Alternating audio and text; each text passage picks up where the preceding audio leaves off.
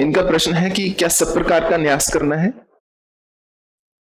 ये हमने उस दिन आपको बताया था कि जो आपको सरल बैठता है, जो आप कर सकते हैं आराम से, उसको कर लीजिए, परंतु कर न्यास करना आवश्यक है।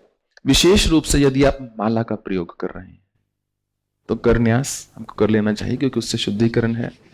और उसके बाद ऋष्यादि न्यास करना आवश्यक है। ऋष्यादि न्यास जो है, दो शब्द हैं, ऋष्या आदि, कई सारे ऋषि, ऋषि और इत्यादि।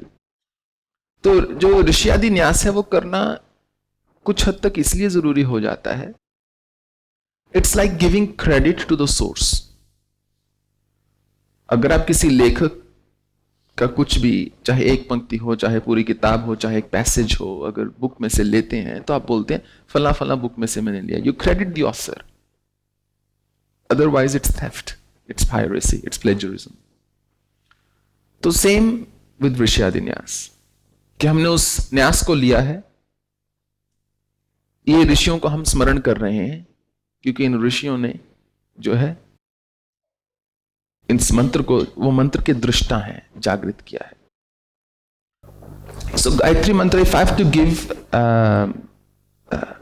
that initiation to somebody on chakras, that specific to from person to a person, varies from person to person. But what I told you the other day is you can do on your Manipur chakra or on your Anahat chakra.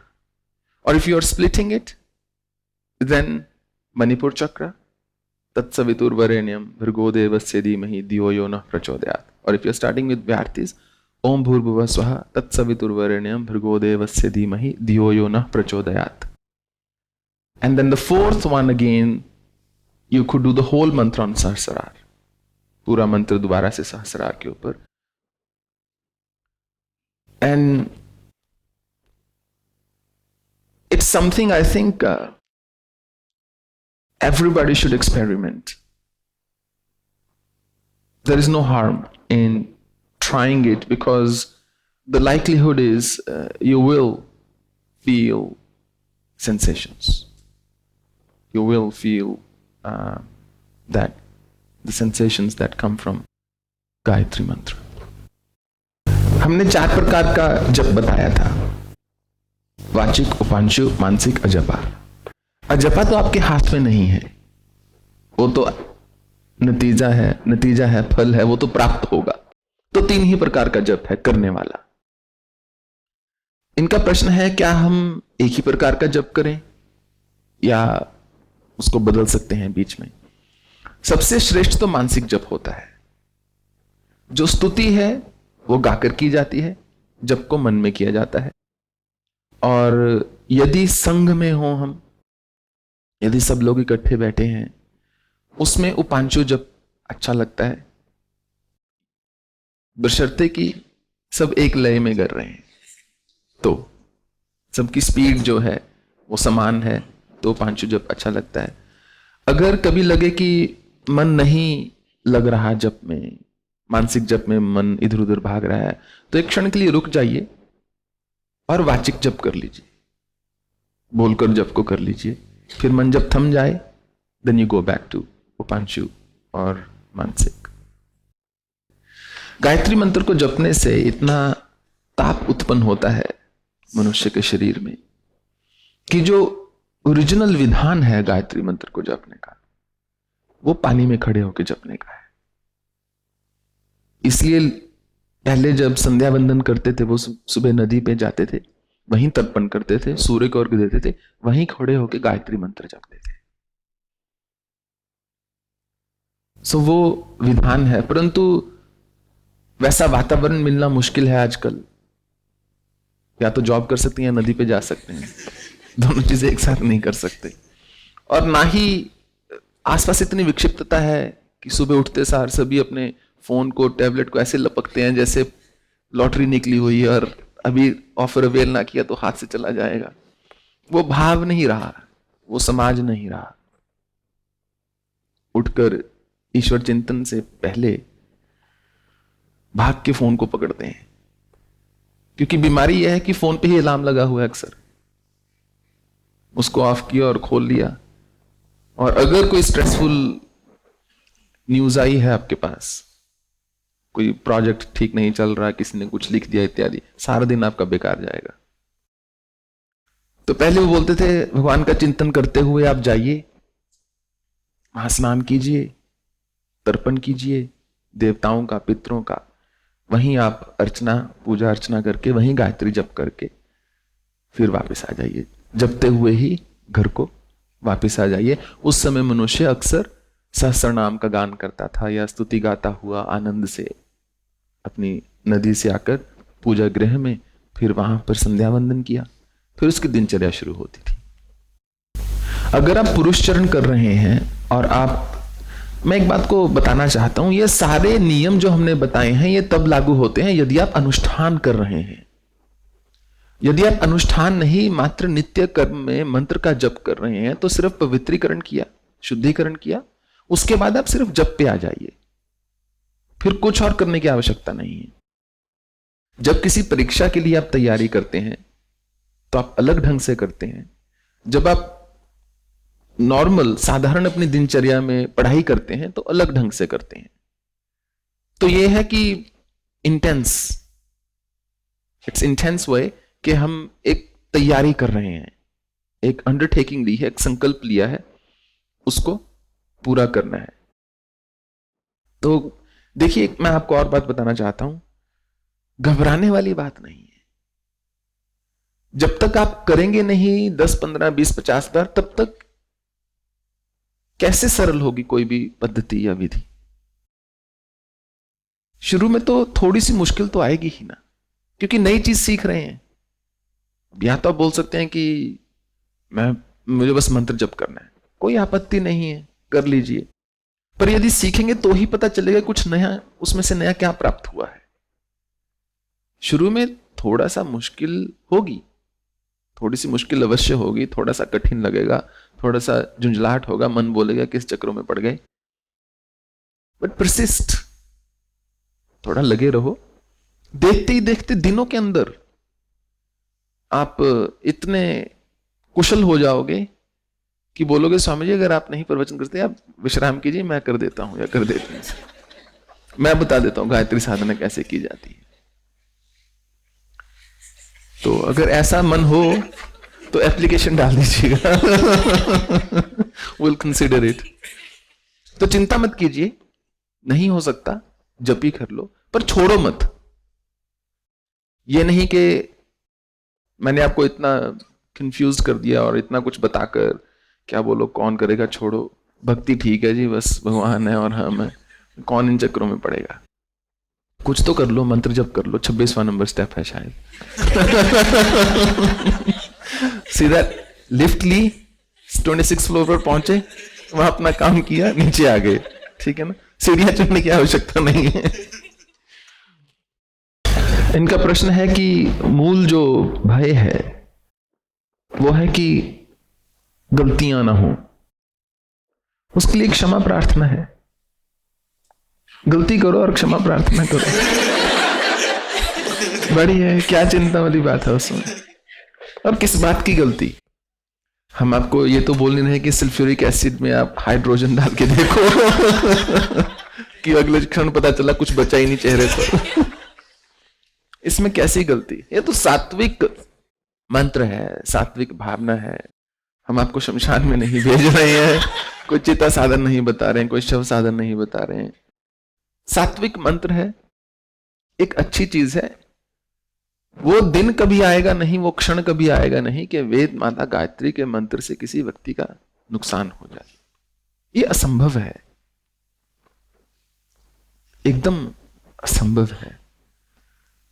और गलतियों से कभी नहीं। आप क्यों गलती से घबराओ ना, दूसरा घबराए गलती से। अगर ड्राइवर चला रहा है गाड़ी को और वो गलत चला रहा है तो उसको किस बात का भय? अपनी तरफ से तो ठीक चला रहा है, जो पास बैठे है वो थर थर कांपेगा कि ना जाने अब गाड़ी इस लेन में गई कि उस लेन में गई। इसलिए भय से, सारी साधना ही भय मुक्त होकर जीने की है। और यदि साधना में ही भय बैठ गया मन में तो फिर बचा ही क्या? एकदम निर्भय होना चाहिए।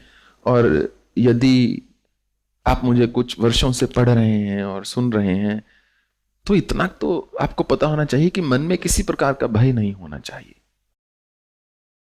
किसी से भी। बस यदि हमको डरना है तो कहीं ना कहीं थोड़ा झूठ से डरना चाहिए, क्योंकि झूठ बोलकर कोई आगे नहीं पहुंचाए जीवन में। कभी नहीं भय करना किसी भी साधना से। अगर मान लीजिए मैं भयभीत हुआ होता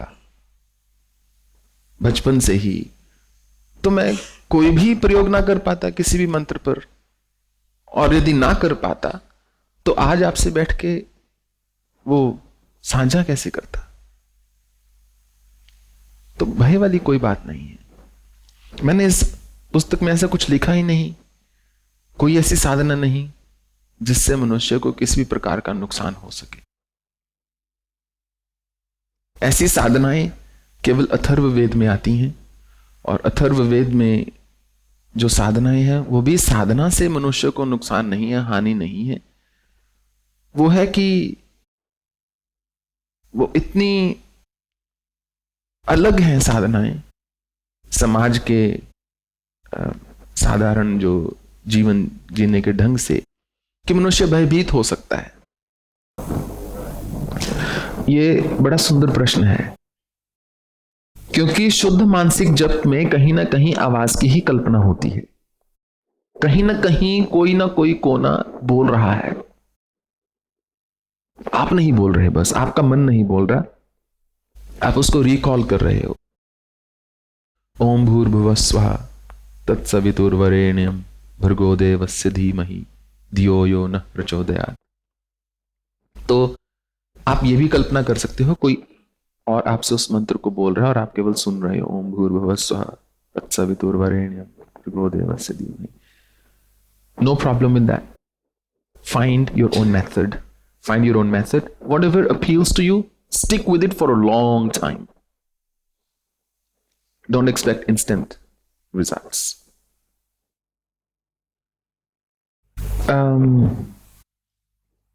आप माला के ऊपर थोड़ा जल लेके ओम पवित्र पवित्र वा बोल के मंत्र छिड़क दीजिए।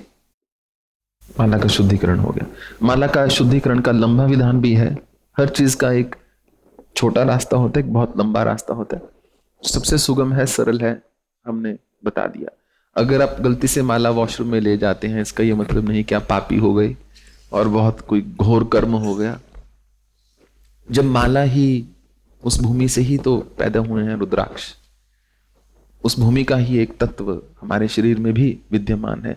उस भूमि से ही जो भोजन उपजा वही पदार्थ हमने खाया। परंतु आप देखेंगे एक समय आएगा जब आपसे ऐसी गलती होगी ही नहीं। जब एक माइंडसेट बन जाता है ना, फिर सबकॉन्शियस माइंड टेक ओवर कर लेता है, ऐसी गलती होगी ही नहीं। मेरे इतने सालों की साधना में जब जब मैंने माला से भी किया, एक बार भी ऐसी गलती नहीं हुई, कभी भी नहीं हुई। परंतु यदि हो जाए तो चिंता वाली बात नहीं।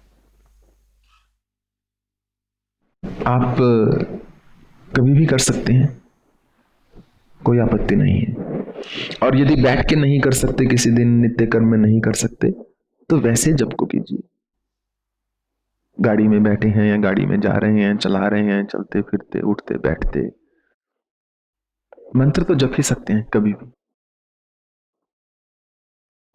बात शायद हंसी वाली लगेगी, पर यदि कोई आपसे उल जुलूल बोल रहा है, कुछ कर रहा है, लड़ाई हो रही है घर में, मान लीजिए, आप भी मन में मंत्र जपो। जो आपको उत्तर देना है वो समय पर निकल आएगा अपने आप, चिंता मत करो। क्योंकि आपको जो बोलना है वो आपने बिना सुने ही तो बोल रहे हैं दूसरे की बात। उस जो हमको उत्तर देना होता है वो इस पर निर्भर नहीं करता दूसरा क्या बोल रहा है, वो निर्भर करता है कि हम क्या महसूस कर रहे हैं।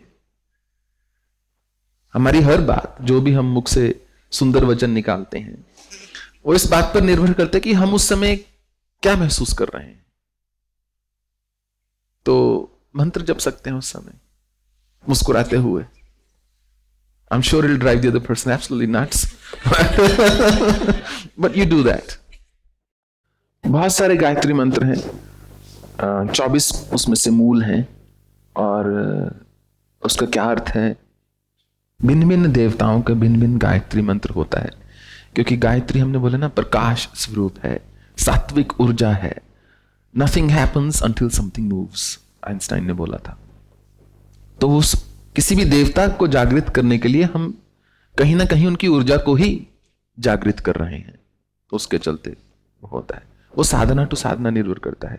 जैसे श्री सूक्तम की साधना में जब षोडशोपचार किया जाता है तो फलश्रुति बोलने की बजाय श्री सूक्तम की जो 16वीं वो है ऋचा, उसकी बजाय हम श्री गायत्री या लक्ष्मी गायत्री का उच्चारण कर देते हैं।